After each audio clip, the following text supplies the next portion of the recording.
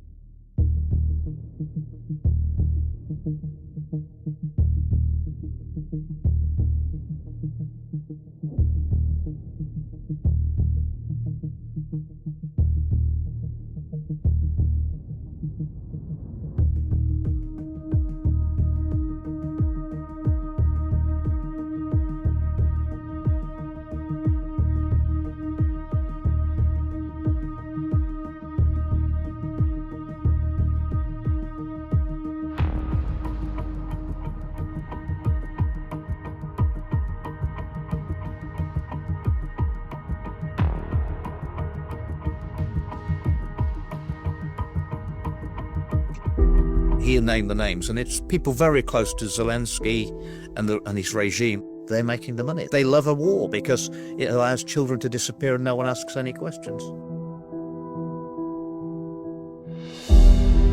So you have Ukrainian whistleblowers. One of them was killed and the other one was injured badly with a bomb. I played the clip where Vasily goes to his car and the car explodes.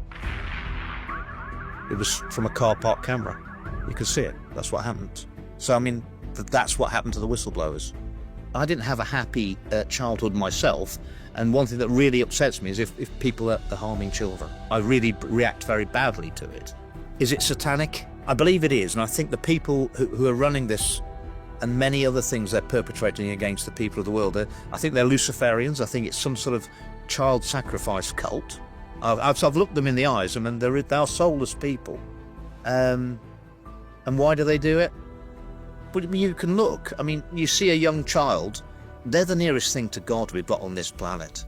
You know, they're so innocent, they're in God's image, and the younger they are, the more innocent they are. And it's the biggest affront to God that these people can do, and that's why they do it. That's what I honestly believe is the biggest of harming children is the biggest affront to God. And that's why they do it. When Tony Blair, who's a very evil man, and if you look at his face now, you'll see that he's like a devil sick of sin. In '97, when they got in with New Labour, it's very telling. The first piece of legislation they rushed to put through the House of Commons, after 17 years in opposition, was to take the death penalty out of the Treason Act in 1997. Looking back now, it is evident why they took the death penalty out of the Treason Act. Because that government, and every government since, has committed treason against the people. You think they're actually taking care of themselves? Absolutely, of course they do. What? Ask them why. Why, after 17 years in opposition, was your first priority is we've got to take the death penalty out of the Treason Act? Why? Because they were committing treason, and they knew they were. And every government has done it since of all different kinds. So they fear tribunals. And Rishi Sunak. What he never told anybody was that when he was Chancellor during the pandemic, and later Prime Minister, is that he had acquired 11% of Moderna shares in 2016 for $500 million. It was held in a fund based in the Cayman Islands for tax purposes called Theleme, and Rishi Sunak was one of the founding partners of it. And he bought £500 million worth of shares in Moderna when they only had 10 employees and no products. But he's still a very, very powerful man, and he's a very rich man, worth probably over £1 billion, married to a woman whose father is the second richest man in India, who also owns Infosys, which we're bringing in the digital ID. Let me spell that out. You will not be able to work in the United Kingdom if you do not have digital ID. Digital ID. And people think the Brit card stands for British. It's not. It's biometric registration, identification and tracking. Really? Yes.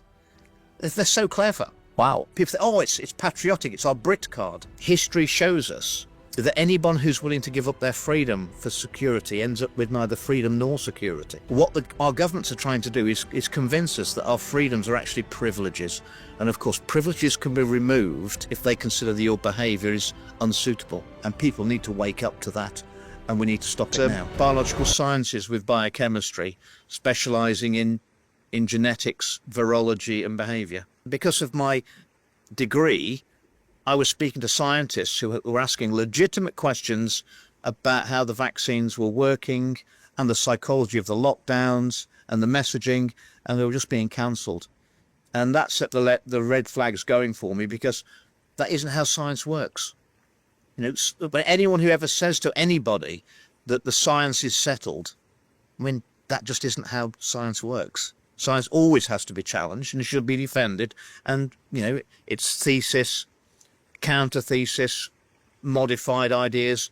I mean, even doctors who qualify today would be told on their last day at medical school that half of what you've been taught will be proved to be wrong within 10 years.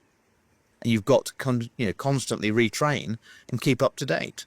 Well, that's how science is. So as soon as I saw people being cancelled for asking very legitimate questions, I became more and more concerned. And my concern, the more information I found out and I could read the scientific papers, the more my concerns.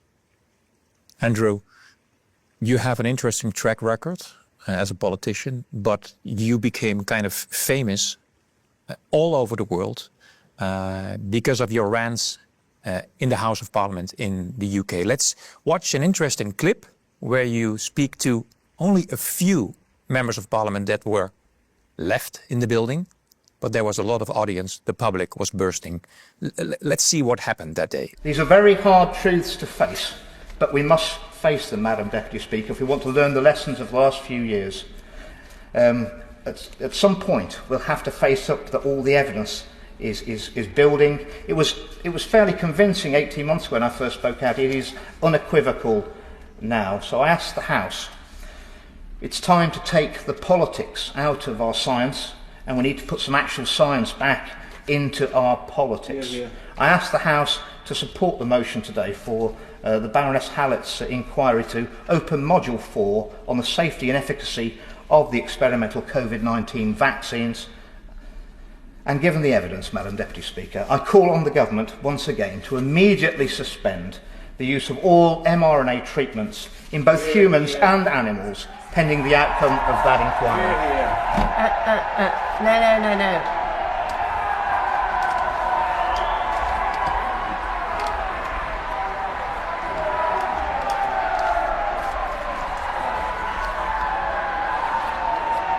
We would have to clear the gallery if clapping continues. I would order it if necessary. The audience was very loud and she said, we have to clear the building if this goes on. Continues. If clapping continues. And that what you heard there on the audio was through bulletproof glass, and it's never been heard before. You've never heard the crowd before in the public gallery. But there were only a few members of parliament present. Yes. Was it? Because the members of parliament didn't want to hear what I was saying. They wanted culpable deniability that they weren't there. But the public interest over the safety and efficacy of the vaccines was immense. So, no one ever wants to talk about child abuse or child trafficking in the UK Parliament.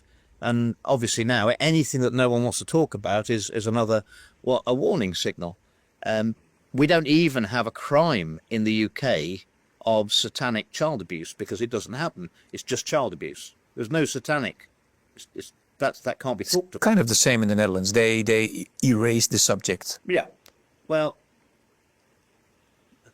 there was a lot of child abuse going on in Leicester, which is the nearest city to where my area is. I was finding out a lot of, and it was linked to politicians, historic and current, and it was linked into the police as well. I mean, I gave evidence against the head of police.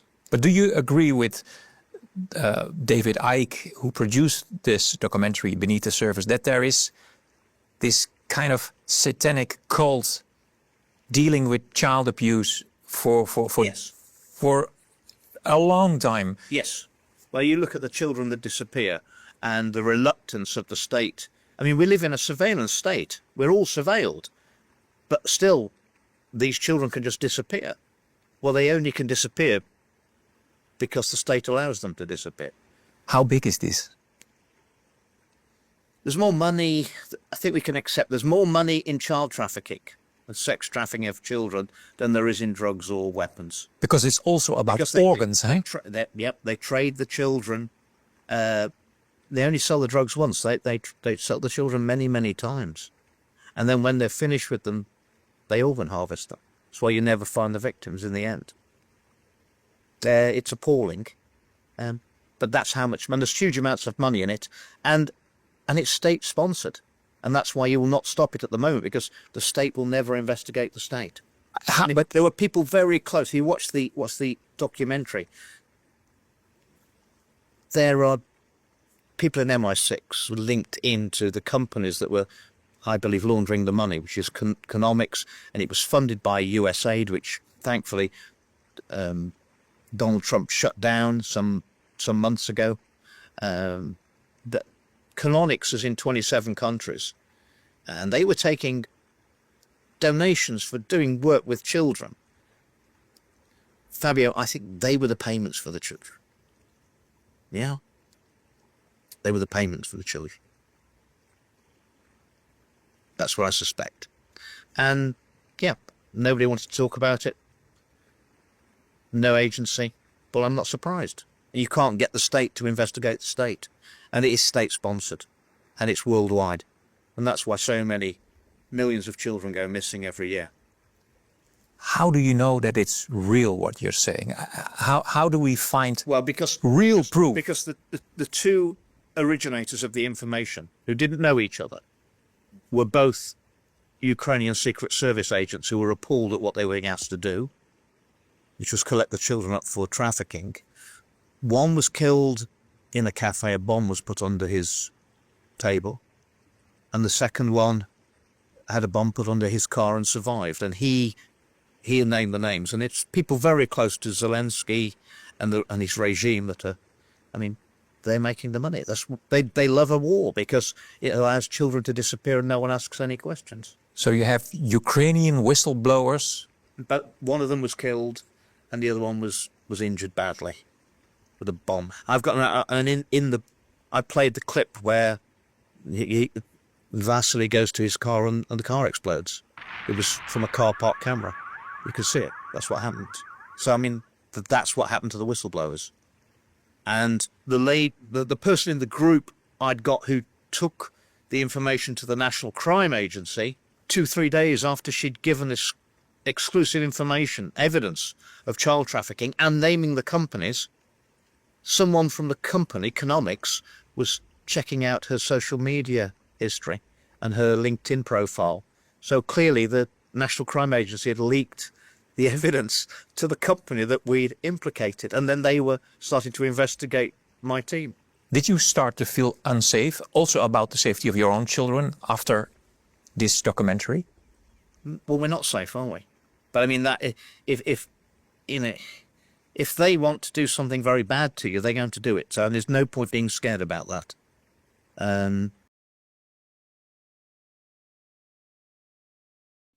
Mind control training at 9 years old. Yeah. Why did they take you there? When I met this billionaire, so in 1972, you had the Bilderberg meeting that happened in Belgium. So for that event, Paul van den Boeinans made sure that he probably did many things around there, but basically to please this powerful American that was there for the Bilderberg meeting, he staged a ritual. And so why would they need to train you, though? The mind control training, he had plans for me. And, all right, I can say something. He had me in his homes and everything to get me used to the life of the elite, so that I would know how to eat, so that I would recognize good clothes, so that I would be comfortable in these environments. And alongside that, we went to on one of the islands on the northeastern coast of the United States and saw there, and this was a Rothschild who was there. Rothschild. A Rothschild, yeah. And is this who you're talking about? Yeah, so I'm saying we were with Evelyn the Rothschild for 1 day only. And it was clear that this billionaire, who you would think is just as powerful as this Rothschild, was not as powerful in the network as he was. And he was asking for permission to make the star that he wanted to make of me. Well, he didn't want to make me into a star. He wanted to make me into an elite sex slave where I would become famous in France. And then with that role, I would attract the most powerful men in the world, and I would be able to spy on them for him and so forth. Is that David Rockefeller? I'm not saying. I can't say this.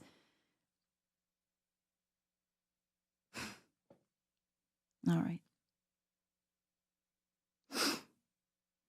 Only reason I say that is because I pulled up the list from 2012 attendees, and I went through all the guests on the right that says U.S. from the Bilderberg meeting. Okay.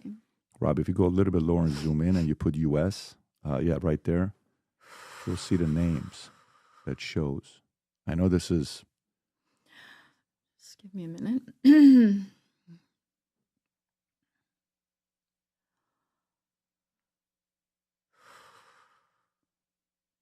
Well, I can't lie, but it's scary.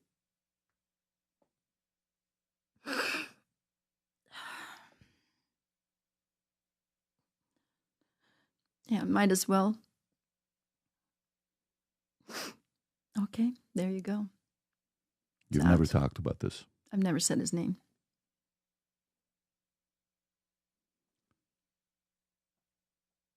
You know, you hear these stories and you wonder, there's no way these people are capable of doing something like that. At what point did you know it was him? When he died. 2017. Yeah. So you didn't know till 2017. But I knew a lot, but I didn't know that it was him. So how did you know it was him when he died in 2017? Because that was just 7 years ago. Immediately. I knew immediately. I just saw his face. And first of all, I saw his face, and then immediately a lot of other memories came back with him. How much time did you spend with him? Well, I spent quite a lot of time with him in the beginning. So from 72 to 73, this training. So I spent quite a lot of time with him in the U.S. in that first month, in July of 1972, and spent time in his estate in Westchester, and also in his home in New York City, and also in his home in Maine. And on the way to Maine, on his sailboat, we stopped off at the Rothschild, who had to give his permission for the persona that he wanted to make out of me. And then Rothschild invited me into the family. And I gave I had not been treated very well up until then. So suddenly I get a very nice invitation. I feel, even this training, even though there was a lot of sex training also, just let's not make any mistakes here. This is not like I was just suddenly being treated really well. I was being trained sexually as well. But it was the best I'd ever seen in my life at age 9. And when I was invited, Meaning treatment of elites, like lifestyle, wealth? Is that what you mean by treatment? No, in the first 3 years in the network by Paul van den Boeynants, I was treated like absolute piece of dirt. What does that mean? I was the lowest of the low. He always treated me like, he wasn't worth the time for him to even have chewing gum on his soul or something, and he just had to pull it off and just resented having to spend any time on me. But he was selling me all over, or whatever he was doing. He was using me for blackmail for people that were supposedly new, or he was giving me to depraved aristocrats. But he didn't want to, I was treated, most of the time I was treated like I was absolute piece of dirt, like I had no value at all. Did he himself sexually abuse you or no, Paul? He beat me up. But not sexually abused? I did not get sexually abused by him. He was extremely sadistic. So he did not sexually abuse me. He abused other children, though. And I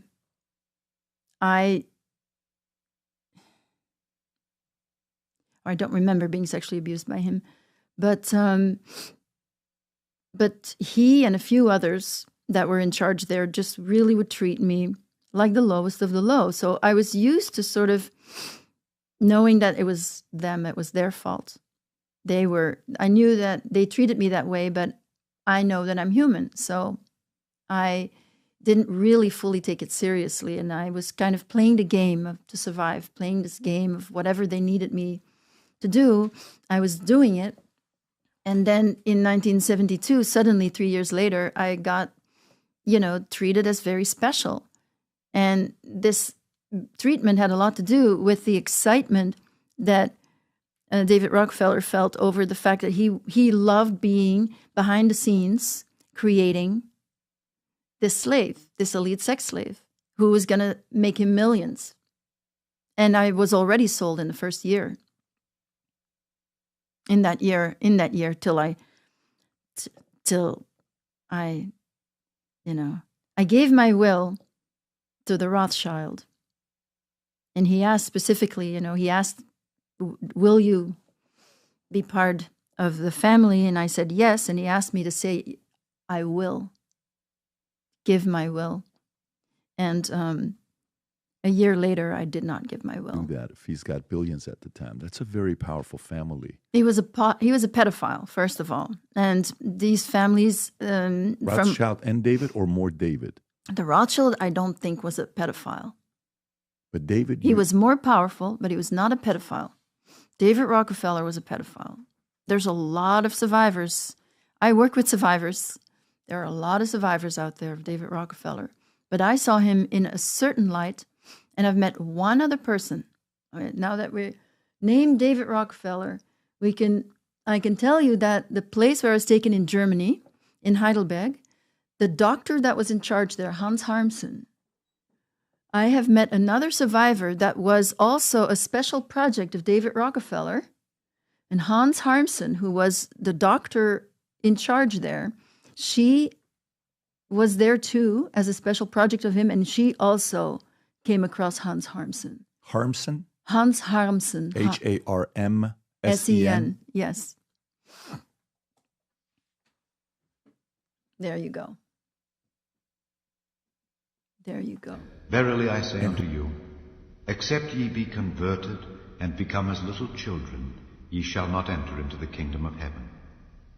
Whosoever therefore shall humble himself as this little child, the same is greatest in the kingdom of heaven. And whoso shall receive one such little child in my name, receiveth me.